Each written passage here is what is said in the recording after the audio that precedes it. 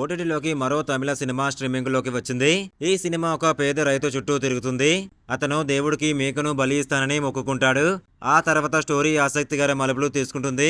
ఈ కథ చాలా సహజ పద్ధతిలో తీయడం జరిగింది. పల్లెటూరి జీవన శైలిని, అక్కడి పరిస్థితులను కళ్లకు కట్టినట్లు చూపించారు.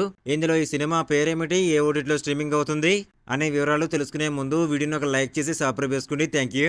ఒక మారుమూల గ్రామంలో నల్లా సాడన్ అనే ఒక పేద రైతు ఉంటాడు. తన కొడుకు ప్రాణాపాయం నుండి కోలుకున్నందుకు మొక్కుగా తమ కులదైవం ఉండి మునికి తన మేకను బలి ఇస్తానని మొక్కుకుంటాడు. అయితే అదే సమయంలో ఆ ఊరిలోని ఇద్దరు పెద్దల మధ్య గొడవలు మొదలవుతాయి. దీనివల్ల గ్రామంలోనే గుడి మూతపడడమే కాకుండా అక్కడ ఎటువంటి పండుగలు పూజలు జరగకుండా ఆగిపోతాయి. తన మొక్కును తీర్చుకోవాలని నల్లాపాడను ఎంత ప్రయత్నించినా ఊరి పెద్దల అహంకారం, కుల రాజకీయాలు అతనికి అడ్డుపడతాయి. ఒక మామూలు రైతు తన మొక్కును తీర్చుకోవడానికి ఆ ఊరిలో ఉన్న గొడవలను దాటుకుని ఎలా వెళ్ళాడు, తన మొక్కును ఎలా తీర్చుకున్నాడు, అసలు ఆ ఊరిలో ఉన్న గొడవలు ఏమిటి అనే విషయాలను ఈ తమిళ సినిమాను చూసి తెలుసుకోవాల్సిందే. ఉండే మూనియం నల్లా పాడనం 2025లో విడుదలైన ఒక తమిళ డ్రామా సినిమా. ఈ చిత్రం కొంగు ప్రాంతంలోని గ్రామీణ జీవన శైలి, దైవభక్తి చుట్టూ తిరుగుతుంది.